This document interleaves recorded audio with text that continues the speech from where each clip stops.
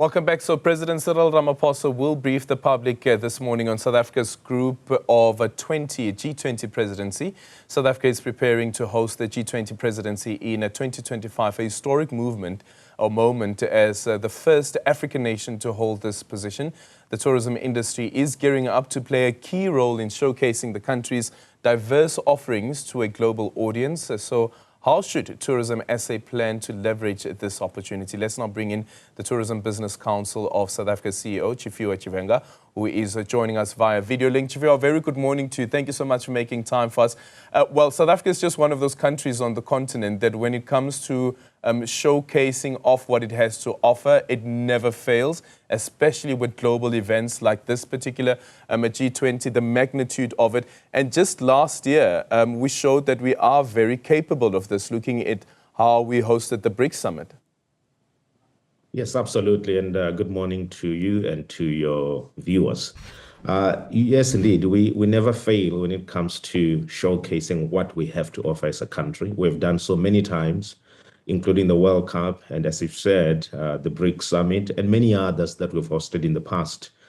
We are a destination that is known as one of the key conferencing events and exhibition destination, and the G20 presents an opportunity for us to showcase to all the nations that are going to be coming through and to put a spotlight on what we have to offer from tourism point of view, from hospitality point of view, and also to make sure that we advertise ourselves to all these countries, because most of our overseas major source markets are part of the G20.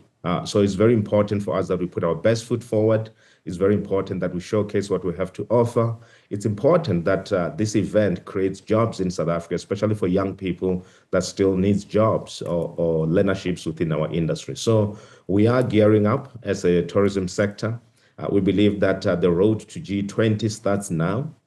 We are putting together our thoughts and how we're going to showcase ourselves, how we're going to show up at the airports, through transport system, through tour operators and tour guides, and many other people who work in hotels and many other subsectors of the tourism industry. We want to make sure that the entire value chain is prepared, and the entire value chain takes this opportunity as a golden one to ensure that we as a tourism industry and as a destination are showcased adequately to these international markets. Yeah, and how then do we ensure that we leave nobody behind so that they can also benefit from this particular global event that is going to be taking place in the country, taking into consideration that with the tourism industry as well, you have some key small players, especially with the SMME sector? Well, inclusivity is very important, from making sure that SMMEs are involved and they can be able to offer the services that they have to those that are going to be coming down to South Africa as delegates. And also communities, young people, women in tourism.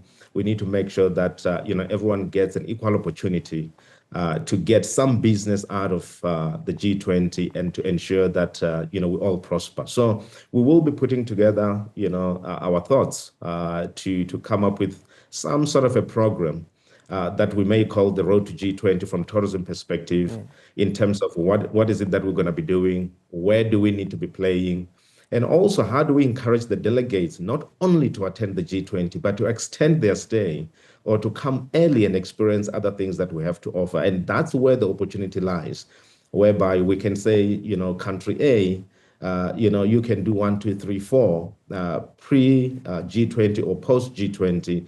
And therefore, we can include, all these SMMEs and many other tour operators and tour guides to be involved. There are many people who would want to do Soweto tour, they want to do Khayelitsha tour, they want to do many other tours within our national parks and other parks that we have around the country. So it's going to be very important that we put our best foot forward. And we're looking forward to the presentation or the statement that the president is going to make, so that we know where to position ourselves and we know which role we can play to enhance the experience of those that are going to be coming down for G20. Yeah.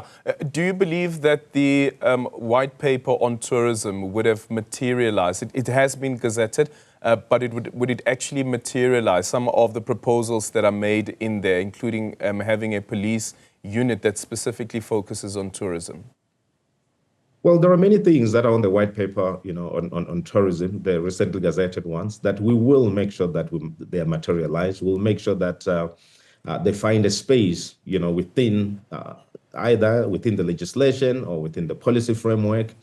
It's up to us in the tourism industry to make sure that, it materializes, because it's our paper, we participated in it.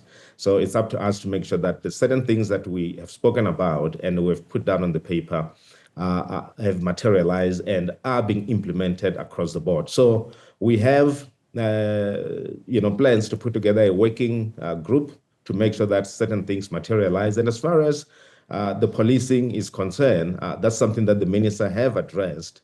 And we've been very clear that everyone who is a tourist and all South Africans in South Africa must feel safe.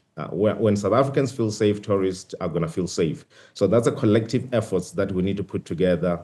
And there are many programs that we've put together from the tourism point of view to make sure that we augment the safety and security situation in the country, working with police, communities, and everybody else involved to make sure that we're all safe in the country and the tourists are also safe. Yeah, and how do you do that and ensure that the country and in the same breath is not being stigmatized, especially when it comes to this element around criminality? If you look at various platforms, like for instance, Google Maps, and you have red flags that are showing, for instance, if you want to visit certain areas within the city of Cape Town, areas that are considered to be hot spots, because on one end, communities are saying that, but this is stigmatizing us, which also means that we don't get an opportunity to tap into the available tourist who would be traveling in and around the city.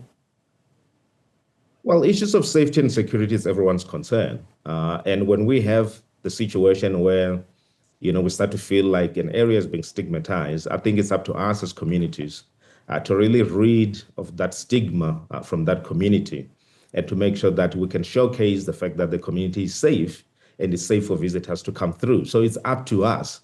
And we have been working with various communities around the country in many areas where we identify that, there is a challenge of safety and security. And we've done a great deal of work in making sure that those areas are safe. So the same thing needs to apply within the communities that are stigmatized due to issues of safety and security. But the most important thing is to clean up.